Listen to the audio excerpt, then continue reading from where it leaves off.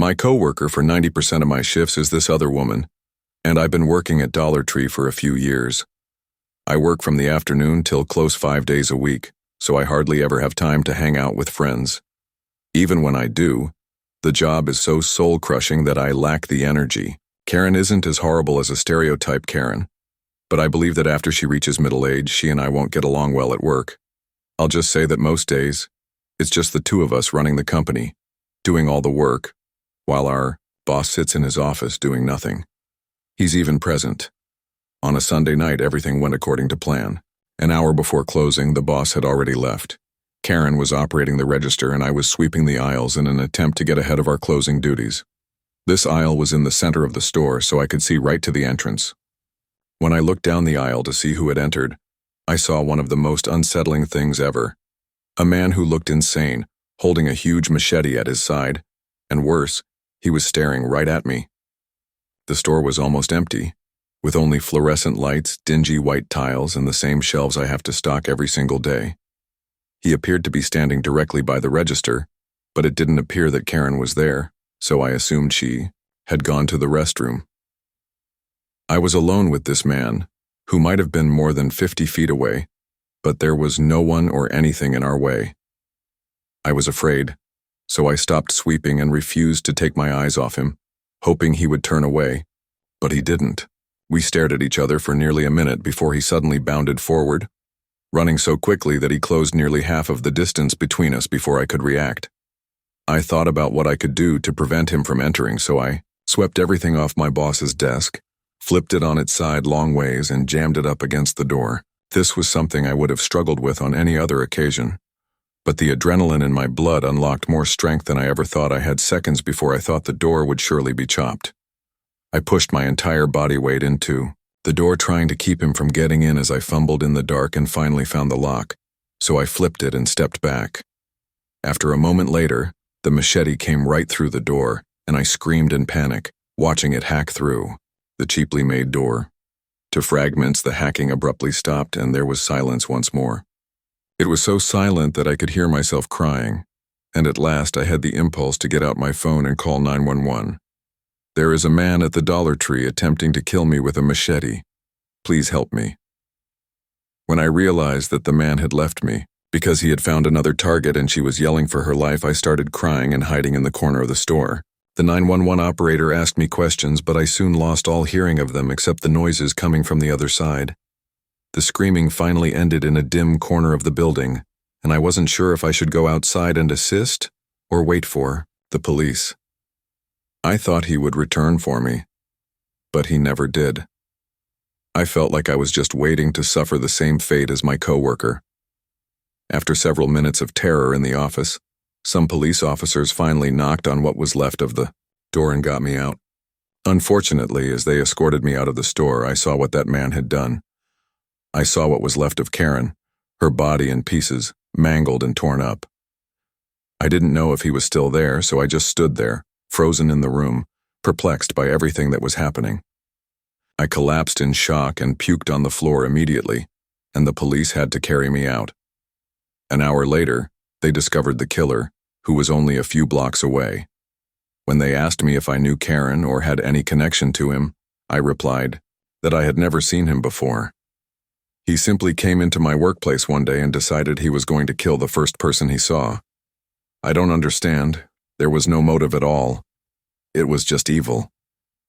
The Dollar Tree didn't survive the negative publicity from the incident, and my boss was forced to close the store shortly after it happened. It didn't help that I quit that same day. Never again will Dollar Tree. No one can prepare you for the aftermath of witnessing something so horrific. It's one thing to hear about violent crimes on the news, but it's a whole other experience to actually experience them. The months following the incident were a blur, and I found myself in and out of therapy trying to cope with what happened that night. Every night, even during the day, I couldn't get rid of the pictures of Karen's disfigured body and the sound of her cries.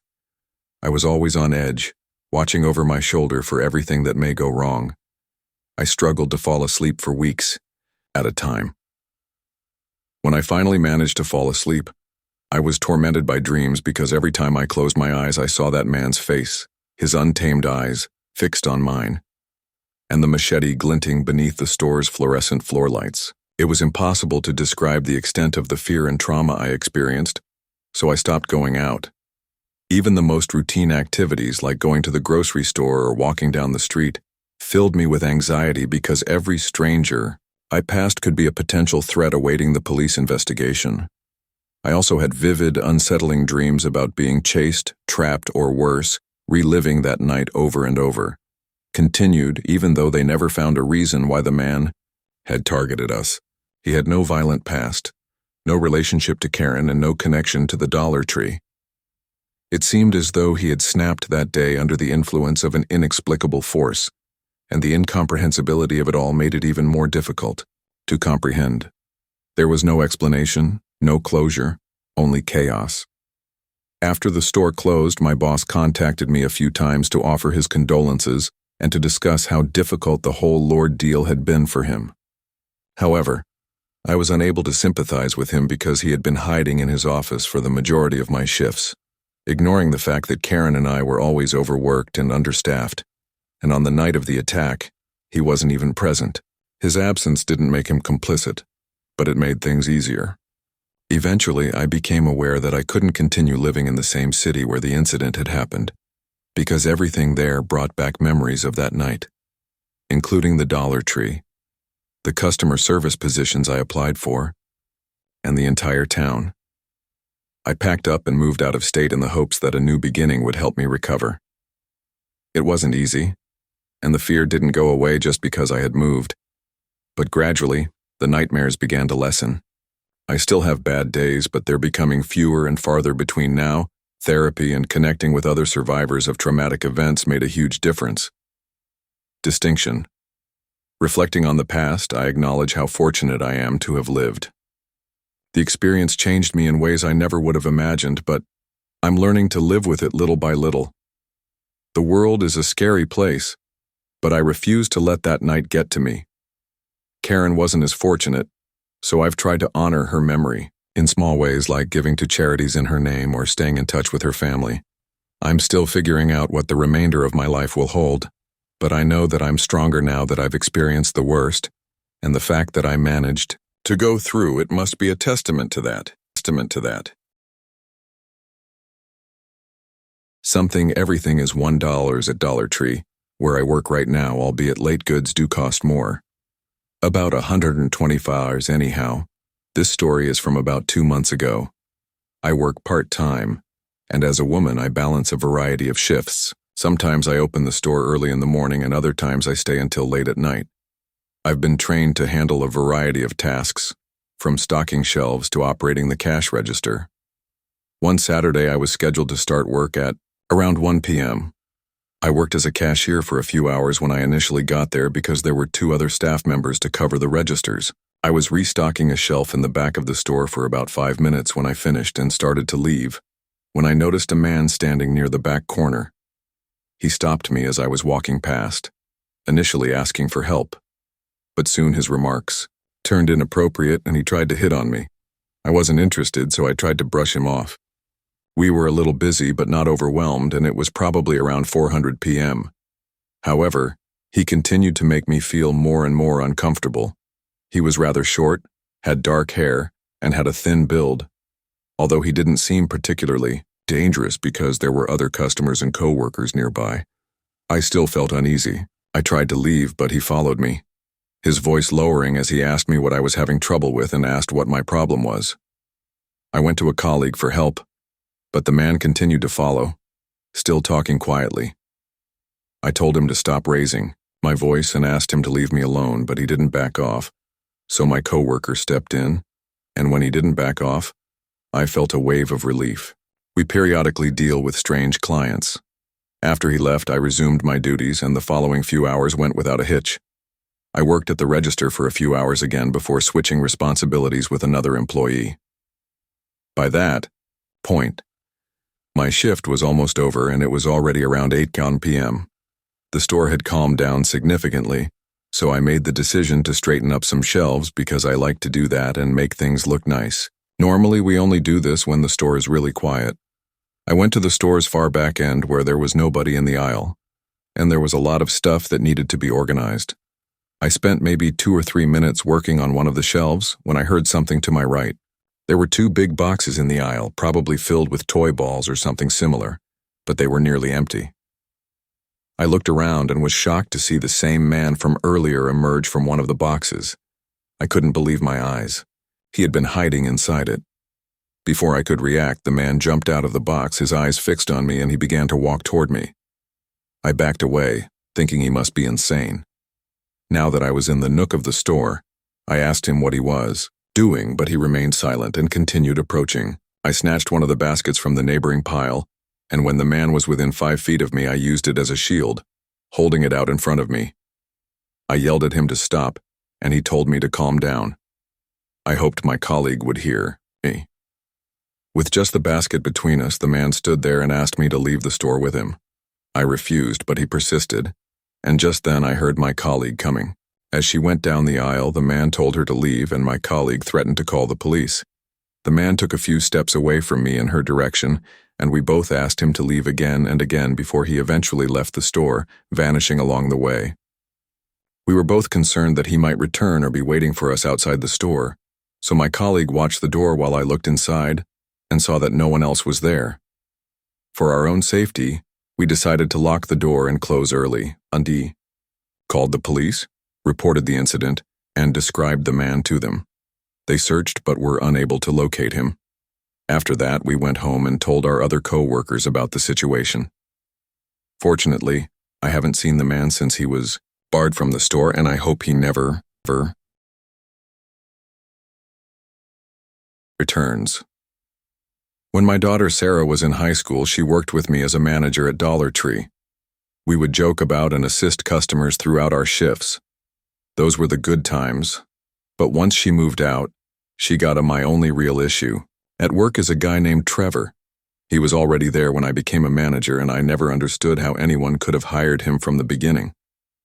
He's troublesome, creepy, and always gives the female employees strange looks. His work ethic is practically non-existent. He's late so much that we've had to close the store a few times because no one is there to open. He's rude to customers, rude to me, and rude to everyone. He's even been written up several times for yelling at other employees. The last straw is when I catch him stealing from the register, and I fire him right away. He doesn't take it well, of course, and he yells and swears as he goes. But I believe a few weeks later, Sarah calls me in a panic. Tell him to leave and never return. At first, Trevor's frequent visits to her Dollar Tree seem innocuous. He purchases a small item and returns it the following day, but Sarah soon learns of it. When she stops taking returns, things take a darker turn, and he begins to wait in her checkout line, staring at her the entire time and leaning in too close while whispering repulsive things when it's his turn. When she tells him no, he becomes irate, and one day he threatens to abduct Sarah, calls me every night if she isn't around, telling me what Trevor did that day. It makes me angry because I know he is doing this to get even with me for firing him. Her manager tries to ban him from the store, but it just makes things worse. Then one day, Trevor shows up at my store with a sick smile on his face, but he doesn't buy anything, doesn't ask for help, just stands there taunting me. He says he's going to pay Sarah a visit that night. He's trying to get under my skin, but I can't show him fear, even though I'm terrified.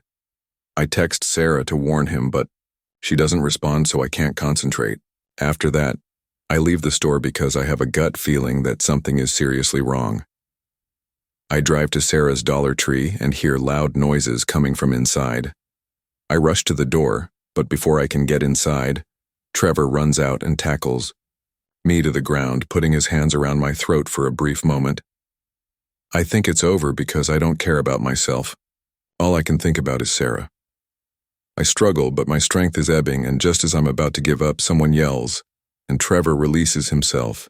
He then flees into the night, and a bystander helps me by calling 911. Calling for Sarah, I dash into the store, but my worst nightmare arrives when I discover her. Yes, she is no longer there. Nothing can bring Sarah back, even though the police apprehend Trevor minutes after he first arrived at her place. However, during the investigation, they discover something in Trevor's apartment that makes me shiver. a notebook full of intricate plans. Not only about Sarah, but also about me and a number of other ladies he has collaborated with throughout the years. Trevor had been following several people in preparation for each encounter with precision. He has a lengthy history of violence and harassment, but until now none of it had been recorded or taken seriously. Then came the most unsettling turn of all. A picture of Sarah taken just a few weeks before to her passing. Even now, as Trevor rots in prison, I can't get rid of the feeling that it wasn't just about revenge. There was something darker and more twisted at play. I'll never understand how someone could do what he did, and no amount of punishment will ever be enough. The only thing I can do now is try to continue for the sake of my 2 sons.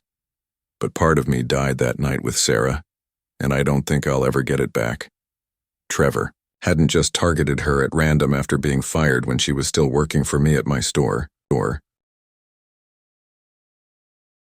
A $1 store was around 10 minutes drive from my flat when I lived there a few years ago. A little closer than the majority of other stores in the surrounding shopping district. I didn't go there very often, but occasionally I would go get specific things. One evening, I made the decision to go get a birthday card for my sister because her birthday was approaching later that week, figuring the dollar store would have the best bargain. The store was not overly crowded, so I was able to look through a number of birthday cards until I found the ideal one for my sister. After choosing the card, I went to the cashier, checked out, and left the Dollar Tree. I drove over and saw that they had a pretty impressive selection. I entered my SUV and walked to my car in the peaceful, dimly illuminated parking lot. I had my music playing on my phone via Bluetooth when I started driving away as usual. About halfway home, I thought I heard a strange noise, so I turned it down to listen more closely. For a brief moment there was silence, but then I heard it again, and when I turned to look behind me, I saw a man's head emerge from the far back of my SUV, just behind the second row of seats. We made eye contact and I screamed, pulling over to the side of the road without even realizing I was traveling down a quiet road with fields and woods on either side. I took my keys out of the ignition and ran into the woods. As I dashed, I heard the back of my car swing open and saw the man chasing after me. He was wearing a black hoodie with the hood up and jeans, and seeing him made me run even faster. I was avoiding tree branches, slicing through bushes, and plunging through tall grass. I was running quickly, not knowing where I was going, but I could still hear the man behind me, and I slowed my sprint to a jog. I saw a house with a light in the distance, so I ran to the front door and began beating on it. I hoped that the man behind me had given up the chase. After what seemed like an eternity, a woman opened the door. I quickly explained what had happened, but she seemed hesitant to let me in. I could understand her hesitation because she probably thought I was some sort of creep. As she was about to close the door in my face, I asked her if she could call the police on my behalf. She agreed, and I waited near her house, constantly watching the edge of the woods for any sign of the man. When the police finally arrived, I told them the entire story, and we returned to my car, which was still parked on the side of the road with its back open. The man was nowhere to be found, having fled the scene. He must have sneaked into my car while I was at Dollar Tree, most likely because I had left. I'm thankful I saw him when I did, but I'm not sure what he had planned. Because of its convenience, I found myself going there frequently, maybe twice a week, give or take. It only took a few minutes to drive there, which was another benefit. The store itself was fairly typical of dollar stores. There is a dollar store near where I live, practically within walking distance from my apartment. It's closer than places like Target, Walmart, or the neighborhood grocery stores. I liked that it was small and not often crowded, so one evening I went over to pick up a few things. As I had anticipated, it was rather quiet inside, with only a few people browsing. I was searching for my first item when a woman approached me. She was short and had black hair. Hare, who wore glasses and wore a black coat, said she had noticed that I frequently visited the store. I confirmed that I did, and she began to describe some of the things I usually bought, such as off-brand Gatorade and a particular brand of chips. I laughed nervously and agreed that our conversation ended soon after, with her saying she would see me later before leaving. I didn't give it much thought until I was in one of the aisles near the end of my trip and saw her again. but this time she was filming me with her phone. She tried to hide it, but it was clear she did. She kept her phone pointed at me while she pretended to look at a product on a shelf about 20 feet away.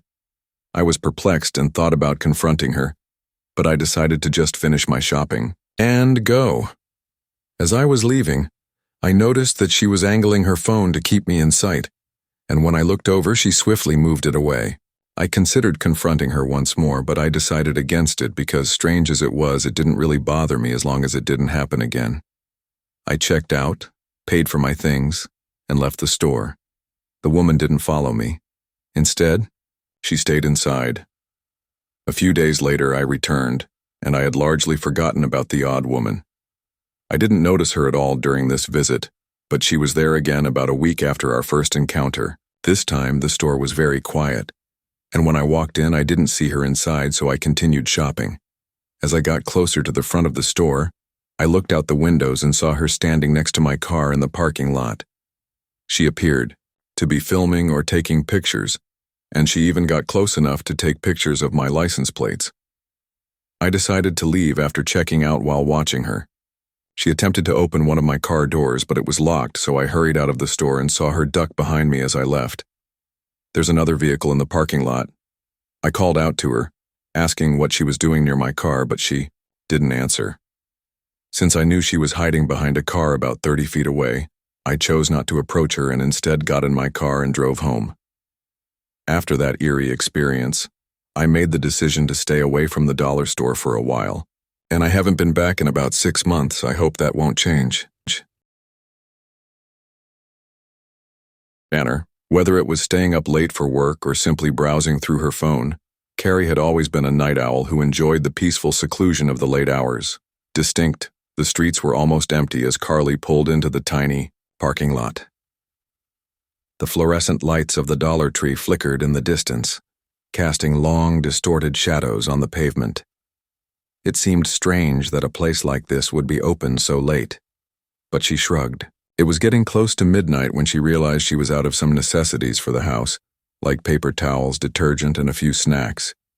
Nothing she couldn't get at the Dollar Tree just a few blocks away, so she grabbed her keys and left.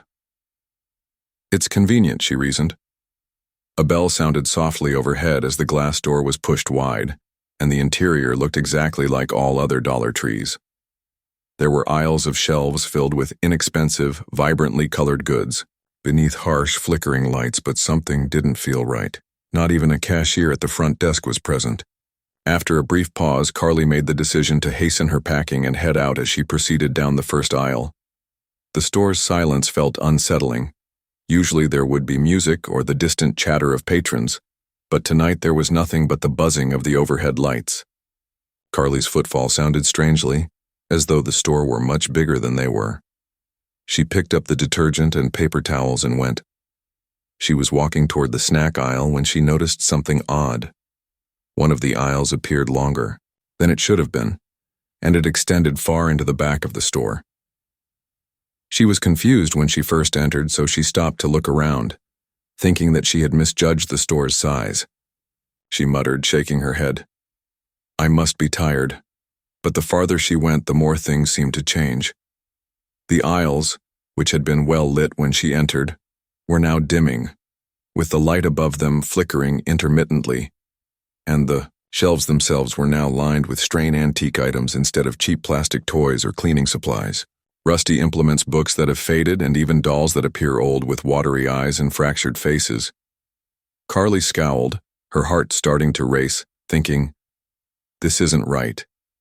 She turned to return the way she had come, but the wall of shelves behind her had vanished, and the air around her was thick with the smell of dust and something metallic like blood or rust. When she realized that the store had somehow moved about her, panic started to mount in her chest. She trembled and screamed out, "Is anyone here?" but got no response. Kari attempted to go back, but each turn seemed to lead her farther into the store. The aisle was like a strange labyrinth intertwined with no way out. She began to breathe quickly and shallowly, and the shelves surrounding her were filled with unfamiliar objects that she couldn't even identify. Old, tattered clothes hung limply from hooks, their fabric yellowed with age. Glass jars filled with hazy liquid sat precariously on the edge of shelves, their contents floating eerily inside. Then she noticed a figure at the end of the aisle, standing strangely still too far away to make out clearly. Carly's heart skipped a beat, but relief came over her nonetheless. The figure remained still. When Carrie called out again, more frantically, the figure stayed still, but something about it chilled her. Squinting through the dim light, she saw that it was a life-sized mannequin dressed in what appeared to be an antique cashier's uniform, complete with a faded green Dollar Tree apron. When the lights flickered again, Carrie saw something terrifying. The mannequin had moved and was now closer to her.